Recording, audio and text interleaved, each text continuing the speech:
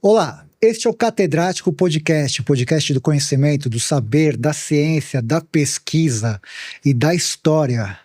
E hoje o meu convidado faz parte da história, é um ícone da televisão, do jornal, de todos os meios de comunicação. Que honra ter aqui o grande Leão Lobo, cara. Oh, prazer meu, querido. Nossa Senhora, a gente está se prometendo, né, já há um tempo, a gente poder conversar. Pois é engraçado você falar isso do jornal, né, porque as pessoas hoje não lembram mais do jornal. Não lembram nem que existe, né? Eu trabalhei em todos, né, trabalhei no jornal, na revista, na televisão, no rádio principalmente, e hoje estou na internet também. Mas o jornal foi muito importante no começo da minha carreira, né? E saudade daquelas bancas cheias de jornais, revistas, né? Hoje nem banca de jornal, é difícil de achar banca de jornal. Né? E as que tem não são mais bancas de jornal, elas são bancas. Tem de capinha de celular, menos jornal, né? Vejo menos. Cara, e assim, falando da questão, né, assim, que você falou do rádio, muito forte, né? Até hoje o rádio sempre foi muito forte. E o jornal, ele tá perdendo um pouco da força, mas o jornal é impresso, né? O jornal vai ser sempre importante, mas as pessoas perderam o costume, aquela coisa de deixar a mão sujinha com a tinta e tal. Você sabe que eu tenho problema com essa tinta, né? Eu sou alérgico a ela. Eu tenho... E me dava enjoo, passava mal, engraçado, jornalista, mas eu tinha problema tanto de revista quanto de jornal. Uhum. Por ser filho, talvez, de jornalista, irmão de jornalista. Uhum. Então, na minha casa, era assim, tinham pilhas de jornais. E aquele cheiro de jornal, né, me fazia muito mal, entendeu? É um cheiro característico. Muito característico. E eu nunca imaginei ser jornalista justamente por isso. Né, que eu não gostava de pegar em jornal. Do cheiro. Né? Olha que coisa engraçada, né? E hoje a gente até se ressente, né, da falta do jornal impresso, né? Sim, de tatear, muito legal. Cara, você faz ideia que você já é um ícone, assim, já está na história, principalmente da imprensa, eu digo, como que eu posso chamar? Colunismo social... São 52 anos, né, de carreira, né? Eu nunca parei nesses 52 anos. Comecei e fui em frente. Comecei no teatro. Sim, como ator. Como ator. E no jornal, porque minha mãe achava que isso era profissão e que o teatro não era profissão. Então, como meu pai era jornalista, meu irmão era jornalista, um dia ela estava reclamando que eu só estava fazendo teatro e que eu não queria trabalhar. Para ela achava que não era trabalho o teatro. Tinha esse preconceito. Um preconceito mesmo. Daí meu irmão, que estava visitando, falou assim, tem uma vaga no jornal que eu colaboro, ele não está fazendo comunicações, está aqui, e jogou assim um cartão. Eu, na hora, peguei o cartão, saí, sem eles perceberem, fui até esse jornal, que era em Pinheiros, na rua Virgílio de Carvalho Pinto. E era um jornal interessantíssimo, porque era um jornal político, totalmente político. E tinha uma página de bairro, então chamava Jornal do Bairro, porque nós estávamos no auge da ditadura, né? E então, quer dizer, eles faziam um jornal disfarçado, então chamava Jornal do Bairro, não era Jornal de Bairro. E era do Bazar 13, que era uma rede de supermercados grande aqui de São Paulo. E aí eu cheguei lá, falei assim, vocês estão precisando de repórter aqui? Aí o editor, né, o senhor José Carlos Abate, nunca vou esquecer, ele olhou para mim e falou assim, mas você é jornalista? Eu falei, olha, estou querendo ser, estou fazendo comunicações.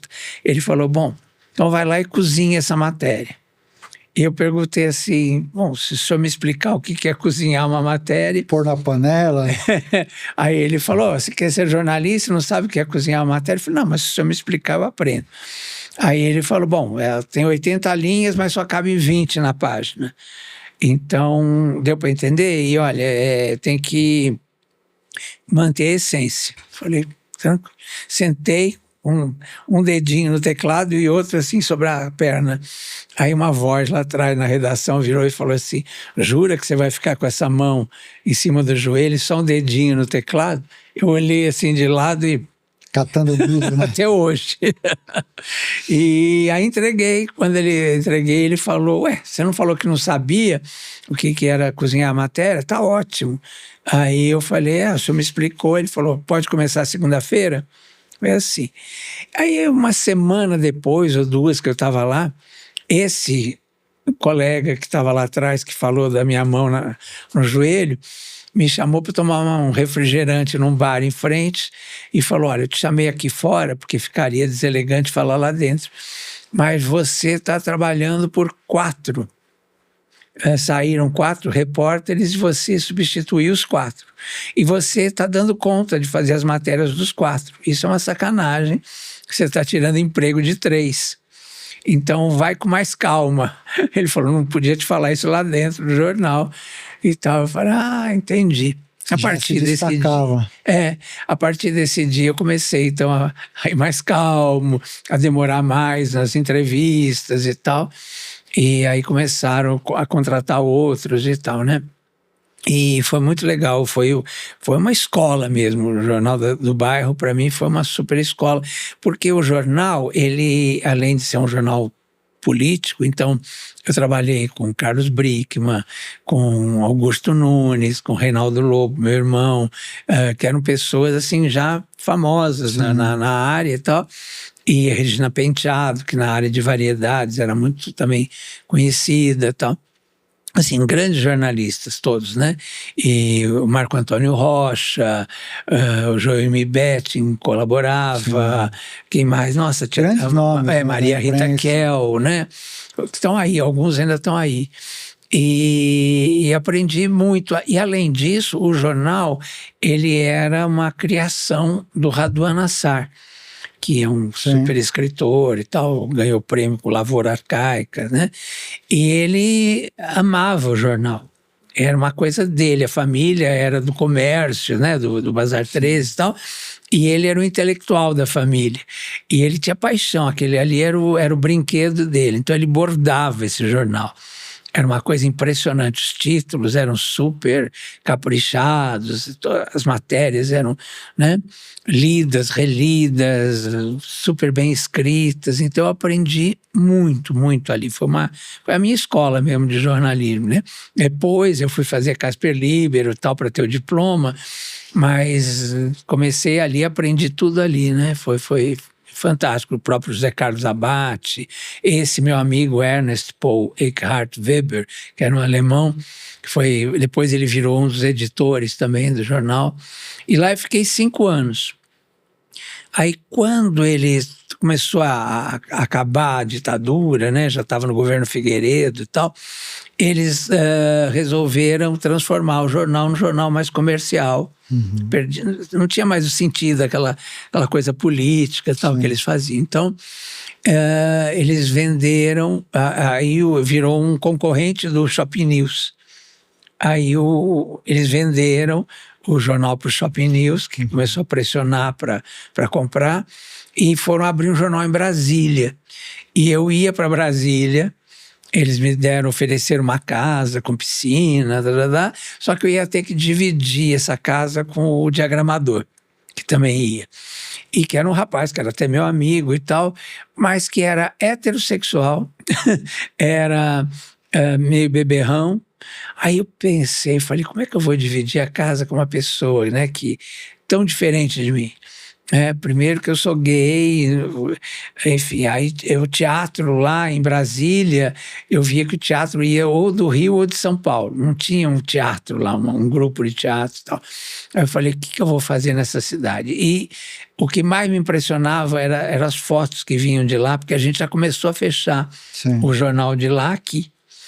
E aí vinham as fotos, vinha material. E aí tinha assim a dona Dulce Figueiredo com uma unha desse tamanho, aquela cara de perua, né?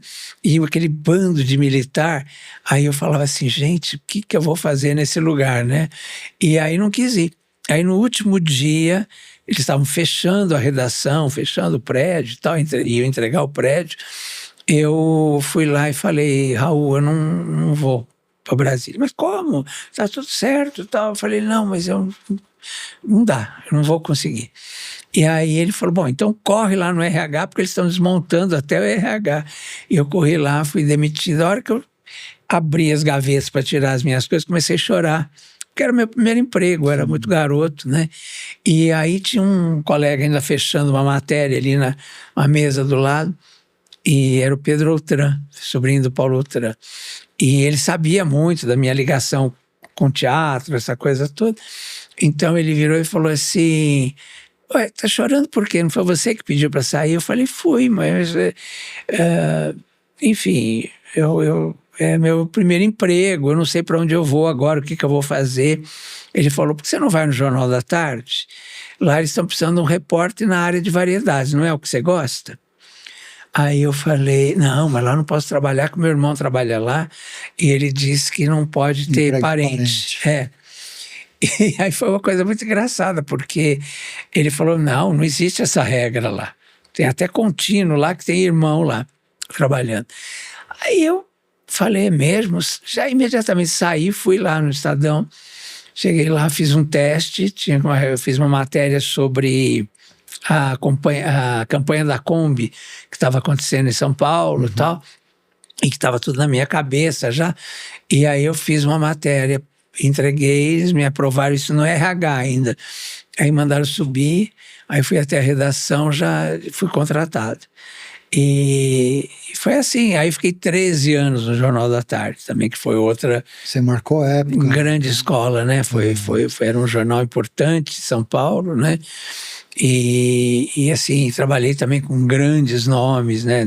Tanto do esporte, de tudo, da política, tudo. Era um jornal incrível. Numa época que as principais cabeças estavam nas redações dos jornais. Né? Exatamente. Os grandes mestres, todos. Eu aprendi também muito, muito, muito.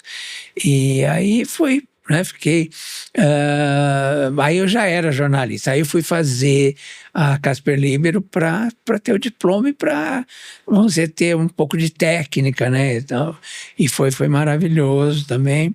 Eu já tinha me formado em rádio e TV, até então, né, e então eu acabei fazendo as duas na mesma área, mas duas faculdades. Mas, né? Que se complementam. Que se complementam, e foi um bárbaro. E assim, você estava falando, né, do começo da imprensa, né? Você teve o privilégio, eu acho que é um privilégio isso, acompanhar toda essa transformação tecnológica que aconteceu, né? Então você começou lá com a máquina de escrever e hoje a gente está com o celular aqui, né? Então é uma coisa assim que revolucionou.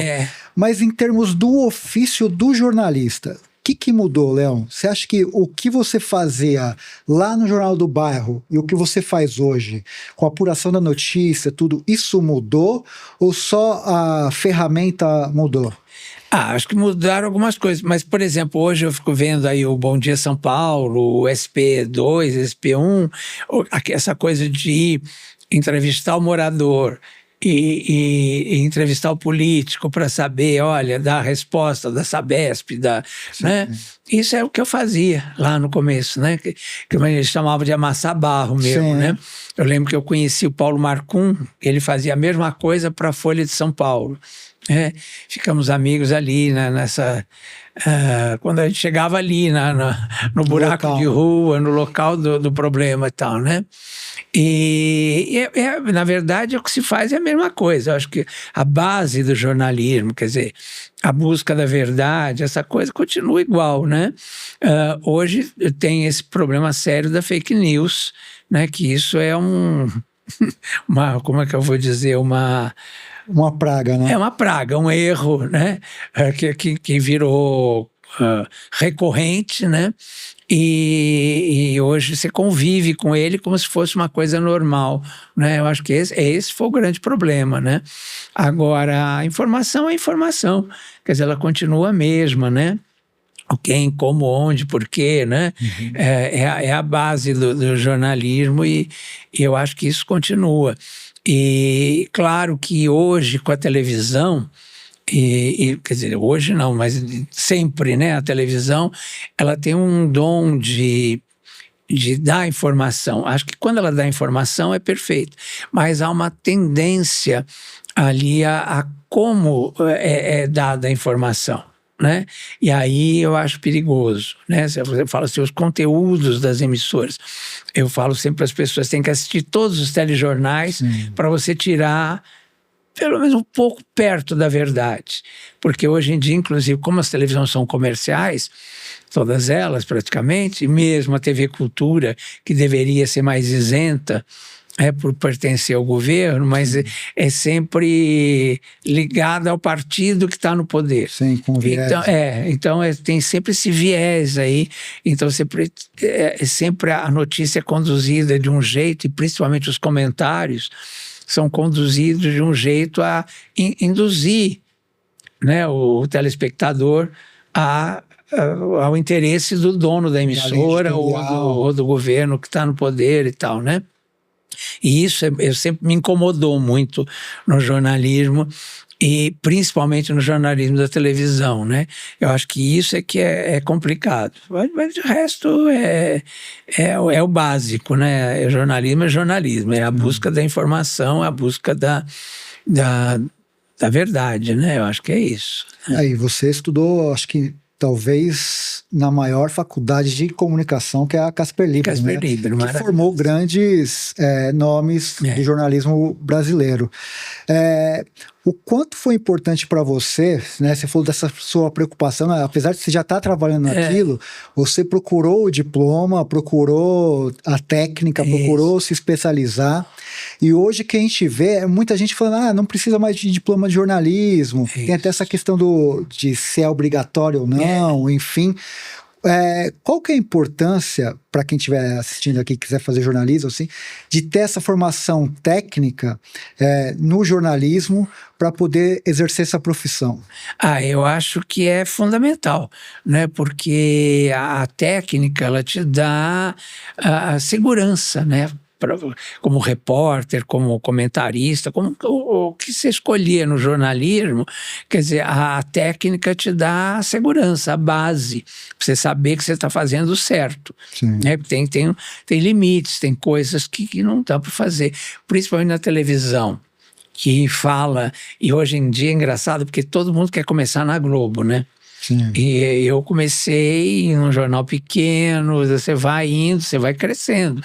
E é muito importante porque você aprende até o limite da profissão, né? Porque, por exemplo, quando você trabalha numa televisão que fala com o Brasil inteiro, né? Você tem que ter o cuidado, porque são várias camadas da sociedade, né? Que umas que têm uma instrução muito mais elaborada e outras que são mais simples. Então você tem que falar uma linguagem muito popular na televisão e tem que tomar cuidado com o que você fala, porque você pode influenciar, né? É aquilo que eu estava falando. Então é muito cuidadoso essa técnica que a gente aprende, eu acho que é fundamental para dar essa segurança, para dar esse embasamento para você não fazer bobagem, né? Porque você vai com tudo, você tem sonho, você quer, sei lá, ser o herói também tem isso, né? O idealismo. O idealismo e tal, você quer mudar o país numa fala sua, mas não é assim. Né? Você tem que ter o cuidado de saber com quem você está falando, né? Para quem. E o importante que você falou, né, de começar no jornal de bairro, assim, que você foi se refinando, né? Isso, exato. Como jornalista, com estudo e com uma série de coisas. Quando que você acha que, assim, que você falou assim, cara, eu consegui, virei... Porque você teve um momento que você explodiu e era o cara mais falado, né? Tudo, o Leão Lobo falou. Quando que pra você, assim, foi ou aquele cara que saiu do jornalzinho de bairro, que era uma coisa mais para a comunidade ali. Quando que você acha que foi o seu momento de virada, assim, e virar esse nome nacional que você virou? Eu acho que foi em 1984. Porque eu comecei, né, em 73, né, no Jornal do Bairro. Fiquei até 78. Em 78 fui para o Jornal da Tarde, que já foi uma coisa muito importante para mim e tal. Mas no meio desse tempo, desses 13 anos que eu estava no Jornal da Tarde, o Carlos Brickman, que era um grande jornalista da área política, que era amigo do meu irmão, trabalhou comigo lá no Jornal do Bairro e tal, ele sabia muito dessa minha paixão por comunicação, por entretenimento e tal, né? E aí ele estava na Rádio Gazeta, e eu fazia um programa na Rádio Gazeta, chamava Rola Gazeta, que era do Marcos Baby Durães. E eu dava dicas, como eu fazia o Divirta-se do Jornal da Tarde, eu dava dicas de shows, de teatro, de musicais, né? E aí um dia, e também bares, restaurantes, um monte de coisa que eu fazia lá no jornal, eu passava para os ouvintes, assim, claro, que selecionava o que era importante para o rádio e tal.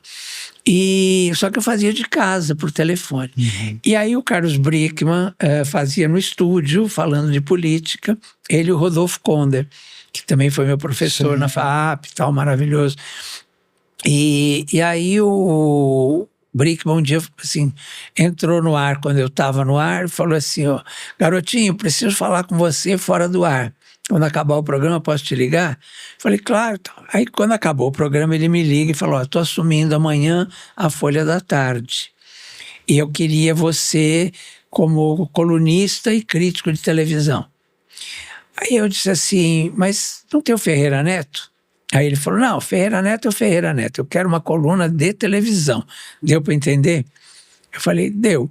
Ele falou, então me manda uma coluna, uma crítica e voltamos a conversar. Assim, por telefone. Uhum. Aí eu fiz uma coluna, fiz uma coisa, mandei lá, entreguei, fui lá, né, na Folha, e ainda falei, né, olha, eu estou no Jornal da Tarde, não tem nada a ver, aqui você vai ser crítico e colunista, lá você é repórter, não tem problema nenhum. E tal, e aí fui, levei, no dia seguinte de manhã, assim, eram 8 da manhã, toco o telefone, era o Carlos Brickman, falou assim, garotinho, você é um sucesso. Eu falei, como assim? Ele falou, primeiro que o Ferreira Neto veio aqui pedir sua cabeça pro Dr. Frias. Eu falei, isso é bom? Ele falou, isso é ótimo. Isso é ótimo, já causando inveja lá, né? E aí depois ele falou assim, não para de chegar fax, na época era fax, né? Não para de chegar fax aqui te cumprimentando, falando do sucesso, não sei o quê, um monte de artistas já ligando e tal, pá. Bom, continua assim, amanhã mais uma, hein? Mais uma coluna e mais uma crítica. E foi assim. E acho que em 3 meses eles tinham uma pesquisa lá na Folha na época, aí que a minha coluna tinha virado a coluna mais lida do jornal, mais que a do Gibaum, que é do Ferreira, tá? E, bom, você imagina o que criou isso de Ciumeira, né? problema de ciumeira, mas ao mesmo tempo foi maravilhoso. E aí a televisão começou a me chamar para falar de televisão na televisão. Sim. E aí a Silvia Popovic me levou para fazer em 84 mesmo, né? E ainda o Carlos Brickman, depois de uma semana que eu estava fazendo a coluna, ele me ligou e falou, olha, só está faltando uma coisa na sua coluna, está ótima e tal, mas precisa ter um fecho, uma frase para encerrar, alguma coisa assim para... Aí ele falou, pensa nisso e amanhã você me fala. Nesse momento eu estava indo para a rua, pelas diretas já, né, estava lá, subia lá no palanque com o Osmar Santos, que era meu amigo, sempre foi meu amigo e tal, enfim, e estávamos lá naquela batalha, né, fomos para Pacaembu, né, que foi aquela multidão. Da Sé, né? Na Sé, aí teve aquela coisa assim na minha cabeça, né, direta já. Aí eu falei assim, puxa, a gente vai voltar, né, o que precisa? A gente vai escolher um presidente da República depois de muitos anos, né? Eu tinha vivido a ditadura Sim. de um jeito muito agressivo na minha casa, por meu pai e meu irmão serem jornalistas políticos, os meus irmãos estudarem na USP, então tinha toda uma luta política ali e tal. Então fomos perseguidos e tal. Então aquilo estava muito na minha cabeça, né? E aí eu pensei, bom, a gente vai votar presidente da República, o que precisa de urgente no país?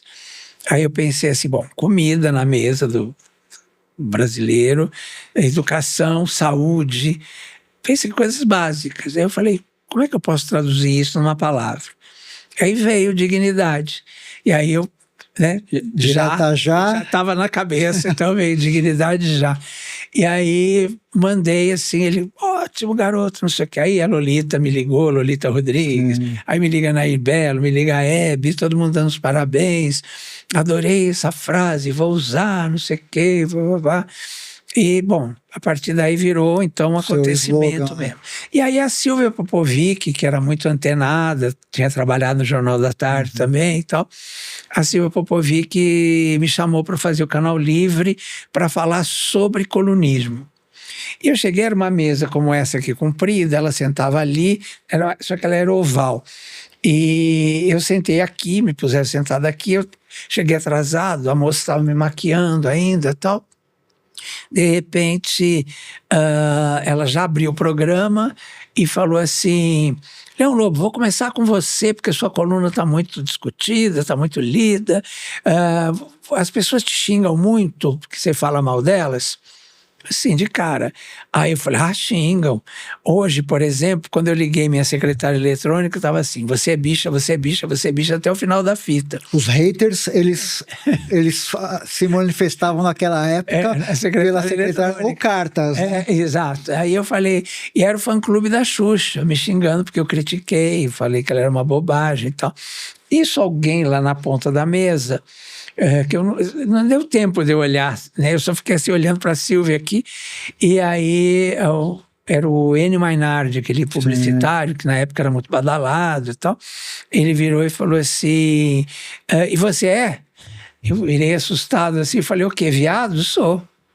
Aí ele falou, não, mas peraí, eu falei bicha, por que você falou viado? Aí eu falei, porque já que você quer me dar um rótulo, um título, eu prefiro que seja viado, que é um bicho inteligente, altivo, sensível, gracioso, rápido, né? Falei assim, do que bicha que parece uma coisa que dá no ralo, falei para ele assim. Bom, isso virou uma loucura, os fax começaram a chegar no programa, que chegavam ao vivo ali, e o programa era das 5 às 7, das 5 da tarde às 7 da noite, assim, né? Na Band. E aí começou aquela loucura, né? Todo mundo me dando os parabéns, dizendo que eu que era macho, que eu que era homem, que não sei o que e tal. E foi na hora que eu falei, depois eu pensei, falei, nossa, que loucura que eu fiz. Falar isso na televisão. Falar isso na televisão em 1970. Você tem ideia. No auge da Hoje AIDS. É comum, né, cara? E no auge da AIDS, as pessoas todas morrendo, todo mundo achando que era uma doença gay. Que contagiosa. Contagiosa, né? Eu falei aquilo ali assim, e aí eu na hora fiquei meio assim, né? Mas o retorno foi tão maravilhoso que eu falei, poxa, que bom, né? Que bom que eu falei, né? Porque eu estava fazendo terapia naquela época, então isso estava muito na minha cabeça e tal. E logo depois a gente criou a parada, né? Do orgulho, eu, a Marta, o Eduardo, um monte de gente, né? E... enfim, foi maravilhoso, assim, deu um retorno incrível. Só que 6 anos depois, eu adotei uma filha, né? E que era uma moça que trabalhava em casa, estava grávida, e ela não sabia o que fazer da vida, tal. Eu falei, eu vou te ajudar a criar. Ela já tinha um filho no Ceará, né? E que a mãe dela criava, e aí ela ficou grávida de novo e entrou em pânico, né? Aí eu falei, fica calma que eu vou te ajudar a criar. E aí eu realmente comecei a me envolver, né? Comecei a cuidar da saúde dela, levei ao médico, comecei a acompanhar e tal, vi os exames, né? E aí fui me envolvendo, me apaixonando, né? Quando nasceu a bebê, a moça veio, quando ela entrou na mesa, assim, ela falou, eu gosto de Ana Beatriz e Camila, o que você acha? Aí eu falei, Ana Beatriz, claro. Aí ela entrou, teve a bebê, daí a pouco a moça veio com um paninho assim, com a neném e falou assim, olha, nasceu a Camilinha. Eu digo, não, é Ana Beatriz. E ali já comecei a chorar, já me emocionei muito e tal. E, enfim, aí, isso virou uma loucura também. E nesse meio tempo, de 84 até 90, começaram a me chamar muito para fazer os programas de televisão, debates, tinha aquele 25ª hora, eram vários programas, e assim era para falar sobre a minha sexualidade. Mas aí, de repente, começaram a me chamar para falar de AIDS. E aí eu respondi, falei, desculpa, mas eu não vou, porque eu não estou doente, que eu saiba. Eu fiz o exame, deu negativo, e também não sou médico. Então chamo o doutor Drauzio Varela, tinha um outro, acho que era Ciro, não lembro agora o nome dele, e tinha uma moça, uma médica também, que eram os 3 especialistas, eram desse hospital ali, o Emílio Ribas, né? Então eu sempre indicava os nomes deles e falava, olha, chama eles, porque eles são médicos, eles podem falar da doença. Eu não sei nada de doença e também não estou doente. Então, por que eu vou lá? Aí começaram a falar assim que eu era polêmico, né? Porque, afinal de contas, né, eles queriam classificar como se fosse uma doença gay. Sim. E eu falei, se eu for, eu vou estar reforçando isso. O estereótipo. O estereótipo. Então, não aceitava. E aí começaram a me chamar de polêmico e não sei o quê. E ainda a coluna ajudava, né? Porque eu falava coisas ali que outros não falavam. Eu criticava mesmo televisão para valer, né? E escrevi coisas assim que as pessoas ficavam meio assustadas e que tal. Não era muito comum, né? Exato. Porque o jornalismo ele tinha uma coisa mais agregadora, meio isso. que conciliadora. Isso, né? Eu via televisão e eu falava o que eu achava mesmo, entendeu? Teve até a história que o Silvio me chamou, eu estava no Troféu Imprensa, e estava começando a escrever, nem era ainda da Folha da Tarde, nada, e o Silvio me chamou para falar para o júri. E lá no júri estava o Ferreira Neto. E aí o Silvio falou assim, por que você não está no meu júri ainda? Do meu programa do Show de Calouros. Aí eu falei, porque eu não quero, eu não quero misturar, porque eu escrevo sobre televisão e eu quero ter isenção para poder te criticar. Poder criticar e tal. E aí o Ferreira Neto se ofendeu, e aí falou assim, não, quero dizer para esse garotinho aí que eu escrevo há 30 anos sobre televisão e estou na televisão há 30, não sei o que, uma coisa assim, né? E eu falei, não, senhor, desculpa, eu não quis ofender o senhor, eu estou falando por mim, eu não sei fazer as duas coisas. E tal. E o Silvio adorou aquela história, porque deu uma treta ali no júri, e eu lembro que ele deu um riso assim, meio, né? E aí passou. Aí em 90, né, quando eu fui, ele ganhou o prêmio de melhor animador, eu fui entregar, porque logo que eu comecei a escrever sobre televisão, me chamaram para a PCA, Associação Paulista dos Críticos de Arte. E aí eu faço parte há, acho que 50 anos que eu estou lá, né? E aí o Silvio ganhou o melhor animador. E aí me chamaram, falaram assim, você vai levar, porque você já está fazendo, eu fazia o Mulheres já, nessa época na TV Gazeta, e com a Ione e com a Claudete. E aí então falaram assim, você vai, porque você já está acostumado, o Silvio não vem receber o troféu nunca, então ele quer que leve no programa, você vai levar para ele.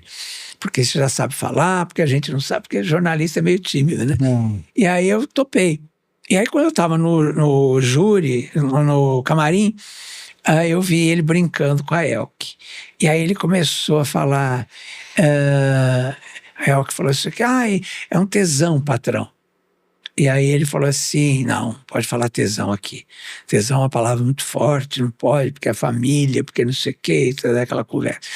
E aí o Wagner Montes falou, mas o tesão é dela, ela fala quanto ela quiser. E aí ficou o outro tesão, ficaram 15 minutos em cima do tesão da Elke. E eu no camarim rindo, né, daquilo. E aí quando ele me chamou para o palco, aí quando eu cheguei no palco, eu falei, olha, Silvio, eu estava com o troféu na mão assim, eu estava pensando o que eu ia te dizer para dizer que você é o melhor animador do Brasil. Mas você ficou 15 minutos aí dando uma aula, né, de animação em cima do tesão da Elke, então você é um animador do Brasil, está aqui o seu troféu. E aí ele virou e falou, não, pode parar de elogiar aqui, porque eu que tenho te visto fazendo televisão, eu ensino muita gente, as pessoas não aprendem, você já sabe fazer televisão, por que você não está no meu júri? E eu virei para ele e falei, porque você nunca me convidou. Não lembrei. Ele falou, convidei sim. Acho que era 7 anos antes, você acredita? Você esnobou. Aí ele falou, você me esnobou e tal. E aí, né, eu fui, aí ele ainda parou a gravação depois, perguntou se era verdade, se eu estava sendo só gentil com ele ou se eu ia mesmo. Eu falei, não, vou, tal. Eu falei, até eu entendi que é até bom estar dentro da televisão para poder criticar e tal. E aí ele falou, então tá bom, então terça-feira a produção vai te ligar e domingo aqui. E aí comecei, logo no comecinho dos anos 90, acho que foi maio de 90, não sei. Aí eu fiquei 6 anos, né, no júri, até praticamente acabar o show de calouros, né? Me corrija se eu estiver errado, você passou por quase todas as emissoras, né? Ó, Rede Mulher, Isso. Bandeirantes, Gazeta, CNT, SBT, acho que TV Cultura e Globo. TV Cultura eu trabalhei. TV Cultura Fiz novela. Novela, mas como jornalista. Não, como jornalista. Só participei muito do Roda Viva, várias vezes. Sempre como... Numa época que o governo era mais aberto e recebia pessoas de todos os partidos. Que hoje em dia parece que só as pessoas do PSDB podem trabalhar na TV Cultura, né? Há uns anos já isso, né? E assim, tudo isso ao seu poder de comunicação e carisma, né, cara? Porque assim, eu lembro muito, e te acompanho há muito tempo, era uma coisa assim, quase que unânime. As pessoas gostavam muito de você, de te ver, de te ouvir, tudo, porque você tem o dom da palavra e da comunicação. Eu acho que é uma das coisas que eu tenho. Né? O que você acha, assim, cara? Porque assim, não é fácil trilhar o caminho que você trilhou, né? Passar por todas as emissoras, com idas e vindas, o que também é legal por ter deixado portas abertas. Na Gazeta eu trabalhei 7 vezes. Sim. No SBT, ao todo, foram 20 anos. Né? Na CNT 5, na Band 8, na Record, que eu trabalhei um pouco menos, mas mesmo assim trabalhei com a Ana Maria Braga, depois trabalhei com o Ratinho e trabalhei na Rádio Record 3 anos. Qual é o segredo disso tudo, Léo? É gostar do que faz, eu acho. Eu sou muito apaixonado. Eu acho que a gente tem que saber o que a gente sabe fazer. Eu sei que eu sei falar, eu sei que eu sei escrever. Agora, por exemplo, quando eu não dirijo. Um dia eu estava tentando dirigir, já tinha passado nos primeiros exames lá, só faltava o prático e também tinha um carro já o professor da autoescola disse que eu estava ótimo, que eu podia fazer o exame prático e tal. Aí quando eu cheguei, eu bati na saída da garagem, da minha garagem, do meu prédio, onde eu moro até hoje, e aí eu falei, parei o carro assim e falei, eu não nasci para isso. Vou pagar uma pessoa para fazer, porque eu sou muito distraído. As coisas, por exemplo, se eu vejo uma criança na rua, eu paro para olhar, entendeu? Eu falo, não, sabe quando veio assim a coisa clara na minha cabeça? Não faça isso, porque não é para você. Imagina com o celular, então. É muito pior, né? Então eu realmente resolvi que eu nunca dirigi. E nunca quis dirigir mesmo e não me arrependo, porque eu acho que eu já não estaria aqui se eu dirigisse, entendeu? E outros também não, né? Vou atropelar vários. Com certeza. Então é melhor assim. Então eu acho isso. Eu acho que você tem que saber o que você sabe fazer e se dedicar. E assim, eu sou apaixonado por televisão. Minha paixão pela televisão começou na TV Excelsior, por causa da TV Excelsior. Falo sempre isso. Eu tinha até o apelido de novelino, porque era o Canal 9. Por acaso hoje eu estou trabalhando no Canal 9, que é a Rede TV, sim, né? Quem não faz ideia da Excelsior seria o que é a Globo hoje, assim, era a maior emissora da época. Exatamente. E tinha uma coisa mais simpática que a Globo. Eu falo que ela era uma mistura dessa simpatia que o SBT atrai as pessoas e tal, com essa tecnologia, essa modernidade que a Globo tem, né? Essa competência que a Globo tem, né? E a Excelsior, eu lembro que meu pai era jornalista e aquela coisa meio intelectual, assim, então ele não deixava a gente assistir televisão. Ele dizia assim que não tinha televisão em casa. A gente assistia na casa do vizinho, a gente assistia na casa dos parentes, quando visitava. E eu sonhava com uma televisão pequenininho, né?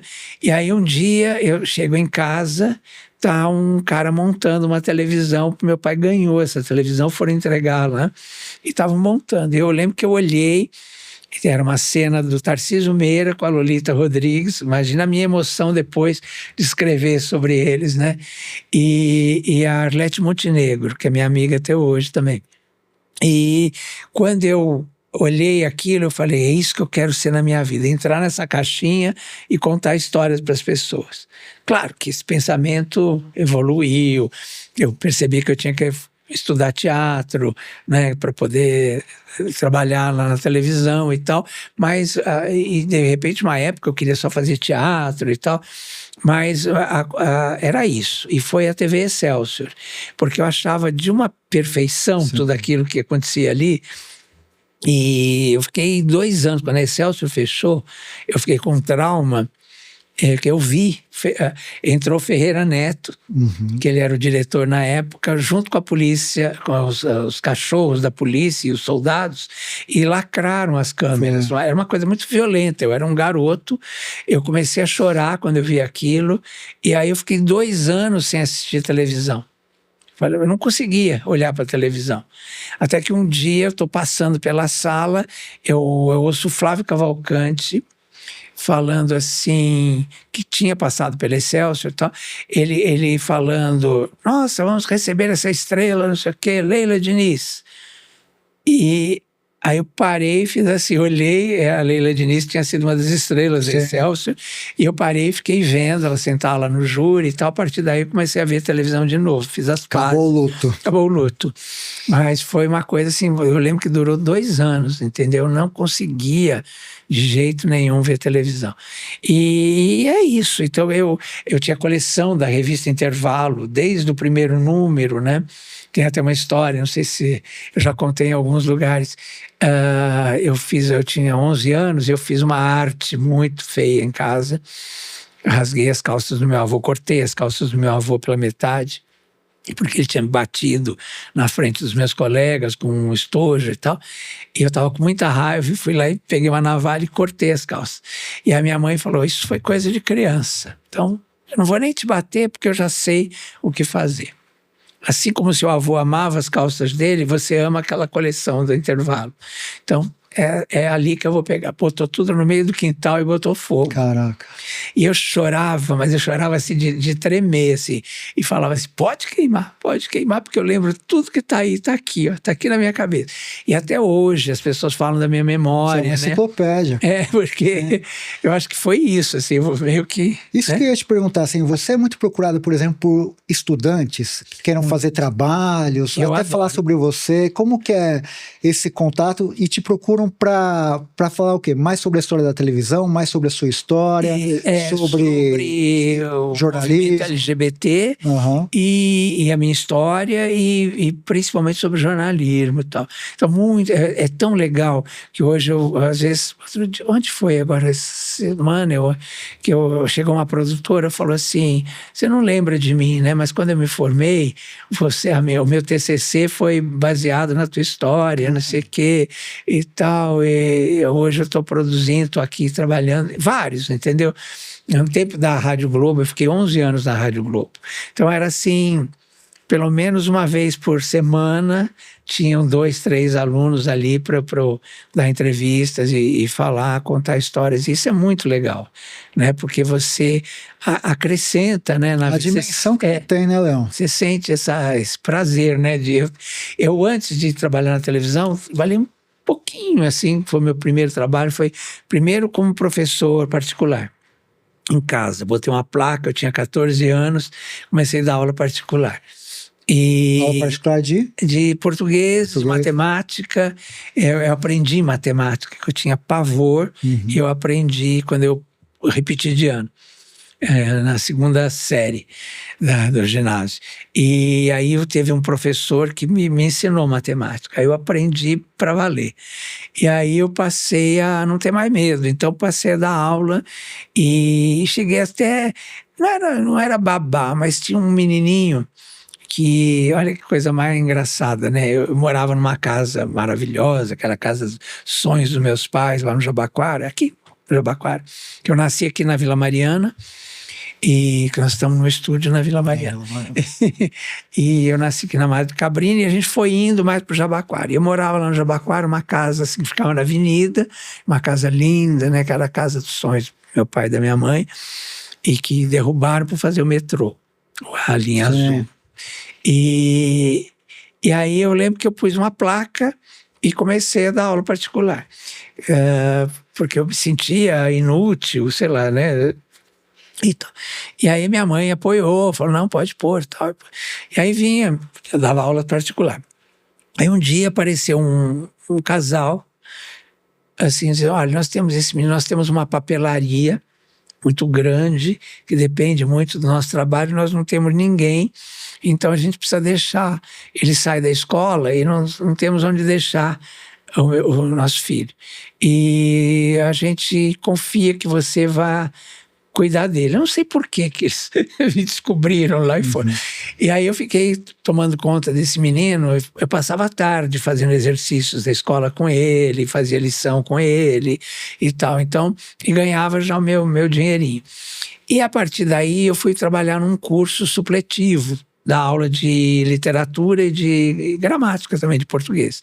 E fiquei um tempo, acho que um ano e meio, por aí, até que eu fui para o teatro e aí, né, e aí minha mãe achava que eu tinha que ser jornalista, aí foi a tal história, né? O fato de você ser ator também, né? O sarrafo para você vira mais alto, assim, né? Como você é jornalista e faz a crítica, o fato de você ser um ator, primeiro pela sua autocrítica como ator, e segundo a imprensa, assim, quando te avalia a peça, você acha que a cobrança é maior por você ser o Leão Lobo, mais conhecido como um crítico, um jornalista? Eu nunca tinha pensado muito isso. Depois, né, com o tempo, você começa a pensar e se cobrar e tal, né? Mas eu sempre... o jornalismo me roubou um pouco do teatro, né? E a televisão e tal. Então, eu nunca parei de fazer teatro. Mas muita gente até hoje não sabe que eu faço teatro. Tem muita gente que vai me ver agora no teatro com uma peça... Confusões à Italiana, a gente está em cartaz há 3 anos, que é uma comédia, tal, que eu faço um bispo. E as pessoas ficam meio encantadas e quando elas falam assim, nossa, mas a gente nunca imaginou que você era ator e tal, né? E eu fico sempre surpreso, porque eu nunca parei de fazer teatro, né? Mas, assim, sempre emendo uma peça na outra, quase. Mas as pessoas não sabem, né? As pessoas acham que você é da televisão, né? É que as pessoas não vão muito ao teatro. Exatamente. Né? E assim, mas o teatro me abriu muito a porta lá no começo, porque como eu conhecia todo mundo, né? Então, quando eu comecei a escrever sobre, isso acho importante até passar para os jovens, porque hoje em dia todo mundo quer ser crítico de televisão, todo mundo quer ser fofoqueiro, né? Sim. Mas você conhecer a história das pessoas é muito importante. Né? Então, é claro que às vezes as pessoas fazem umas coisas absurdas, né? Por exemplo, a Regina Duarte, né?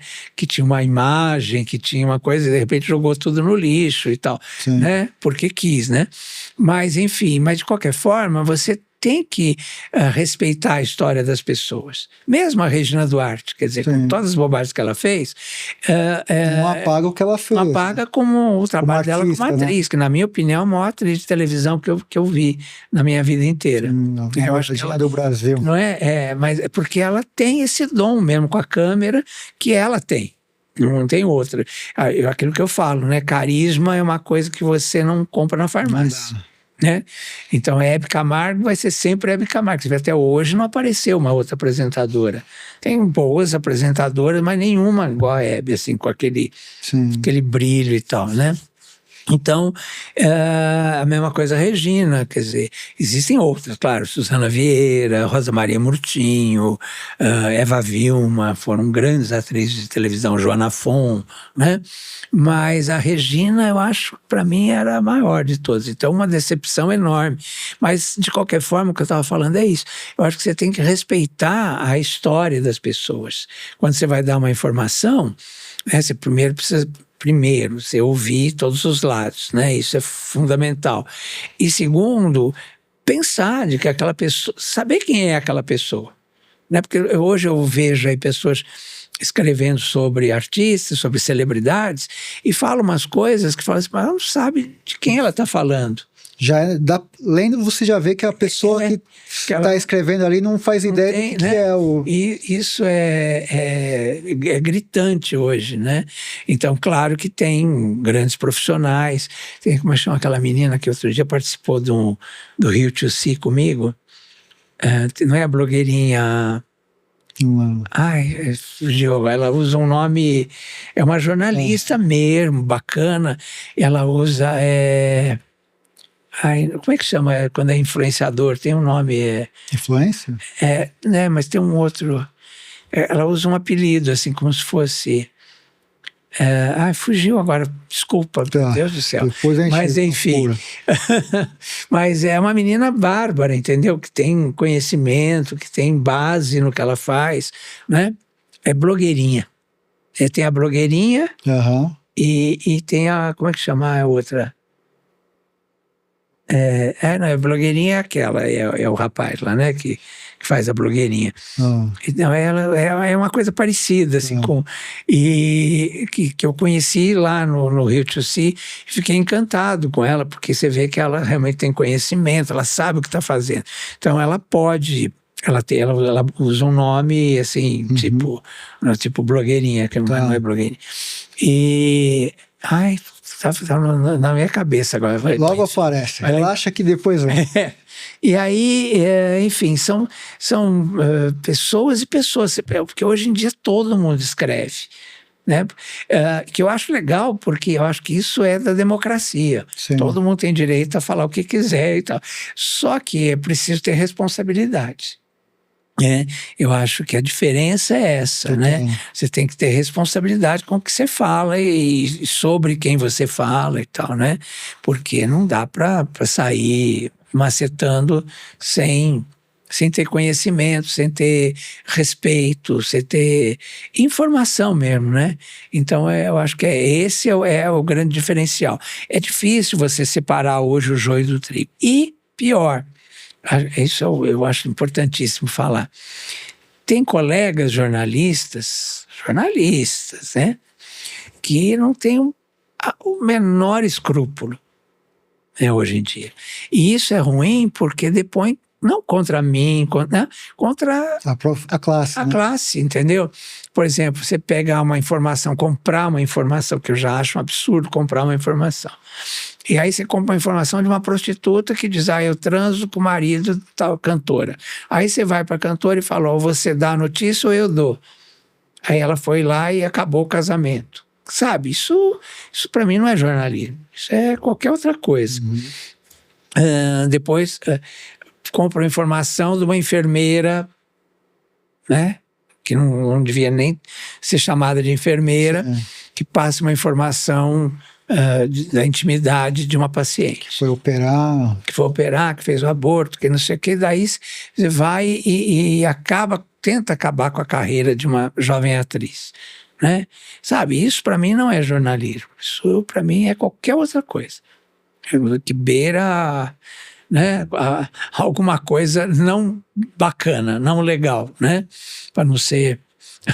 Uma coisa que eu acho assim muito bonita da sua história é que tudo que você fez tem relação com o seu ofício, né? Sim. Porque o fato de você ser ator é importante para você, inclusive, avaliar o trabalho do ator, né?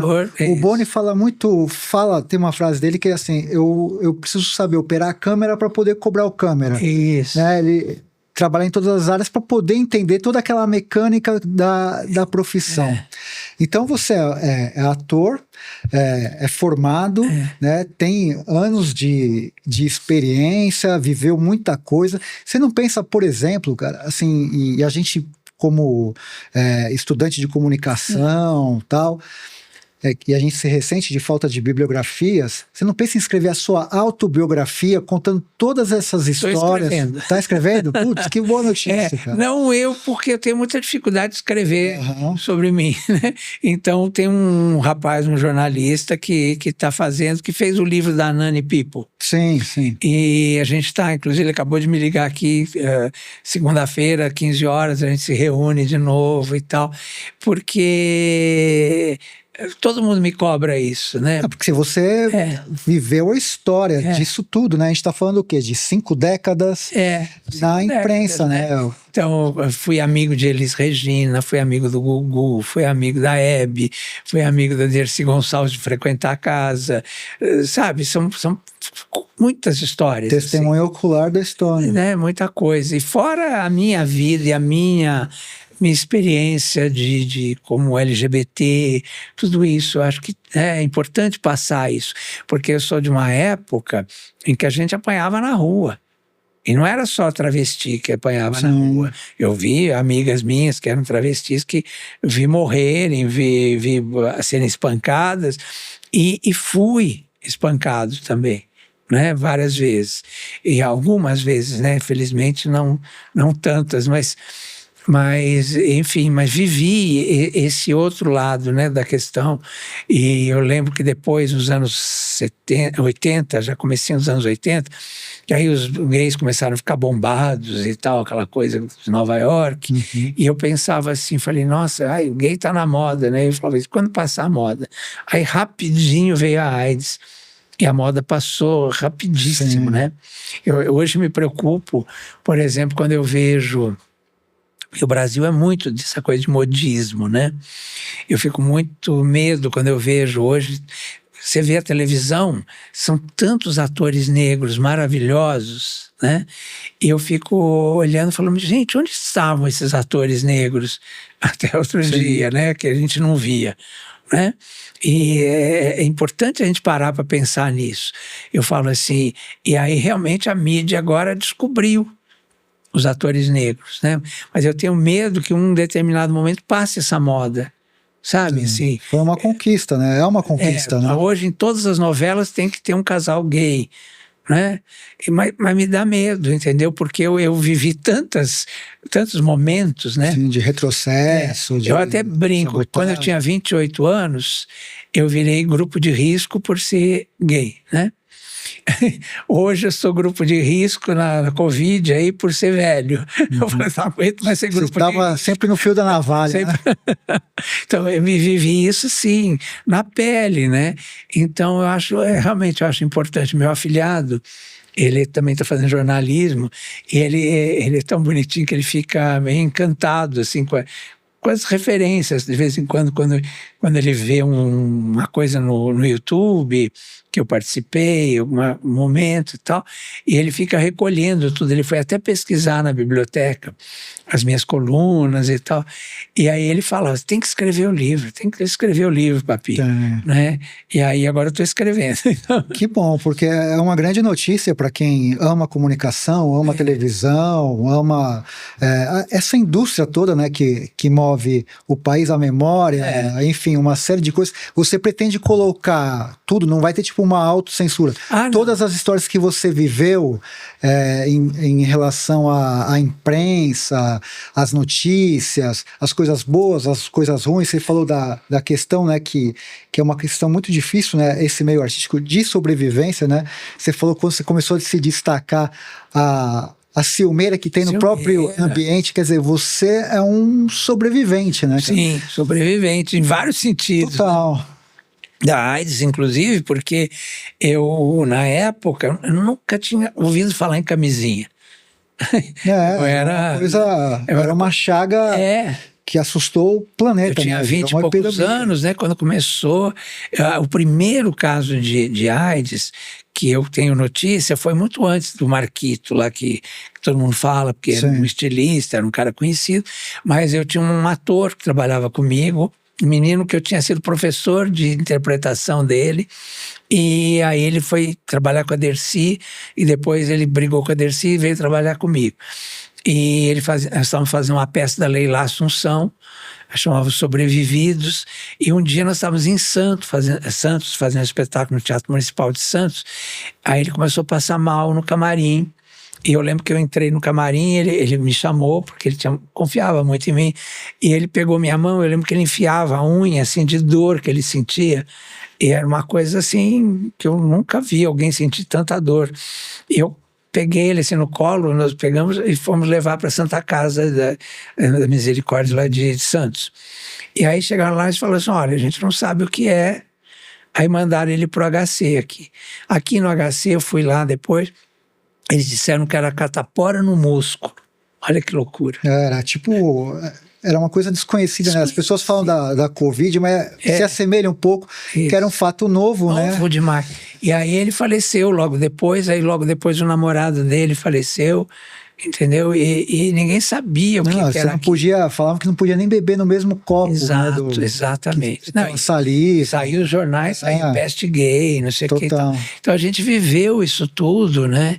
E aprendeu com isso tudo, claro, também, né? Então camisinha, por exemplo, eu nunca tinha ouvido falar.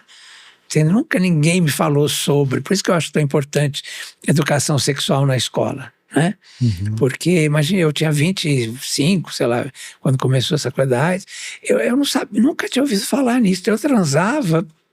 Então, quando você fala sobrevivente, me vem muito isso, né? Porque a informação, você vê como a informação é importante. Né? E eu sobrevivi mesmo. Quando eu fui fazer exame, eu estava morrendo de medo. Eu tive um namorado que faleceu com AIDS, que isso foi um pouco depois, mas ele e a sorte é que aí eu só tinha transado com ele com camisinha, porque o ex-namorado dele tinha passado, então quer dizer, quando ele começou a namorar comigo, e aí ele terminou para me proteger. Então foi uma relação. E aí, quando ele estava quase morrendo, ele me chamou no hospital. Aí que eu tive certeza, porque mentiram para mim, disseram que não era e tal. E inclusive a mãe dele. E só quando ele faleceu mesmo é que eu tive certeza que era. E aí fui fazer exames de novo e tal, porque você fica, né, impressionado. Então foi tudo muito doloroso, mas ao mesmo tempo. É muita vida, né? Sim. Se você pensar. O que você viveu, o que você fez, o que você produziu, se contar as colunas que você escreveu, as coisas que você já falou, o público que você já atingiu, o como você já está na memória coletiva brasileira, né? Porque hoje você é sinônimo de o rapaz que me trouxe começou a lembrar do tempo que eu na televisão e tal. Então é muito importante que você nos brinde com essa biografia, autobiografia, porque vai ser uma coisa... Só a gente está chegando já no final da entrevista. Você, por exemplo, pensa em dar aula em faculdade, porque também seria legal ter você como um professor, e se você também dá palestra em faculdade para estudantes. Palestra, sim.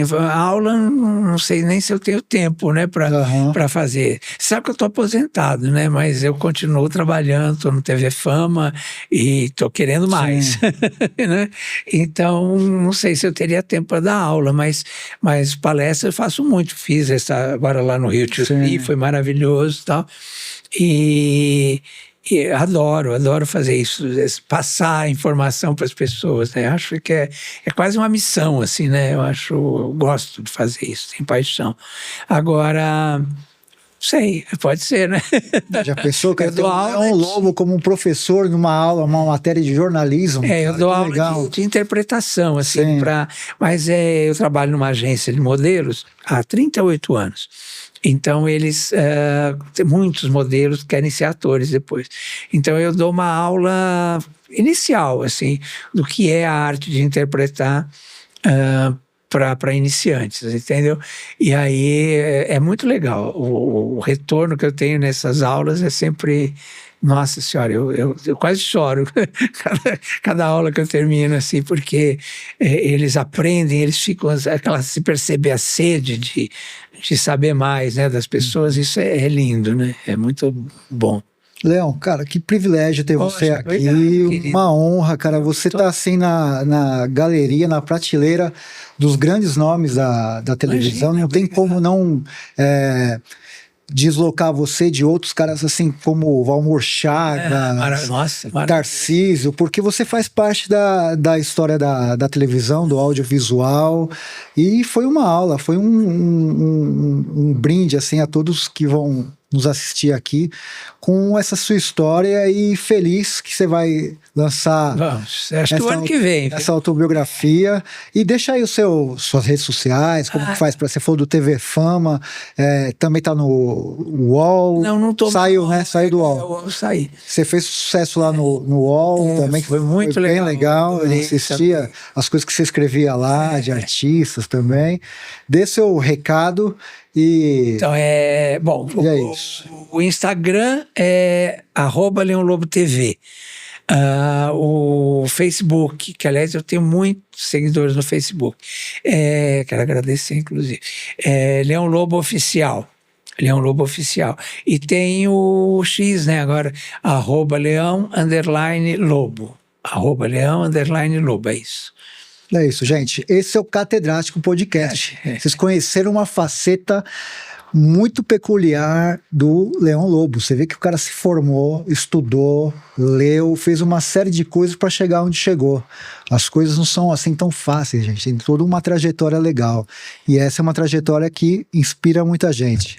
Obrigado, se inscreva no canal e até o próximo episódio. Beijos, dignidade já.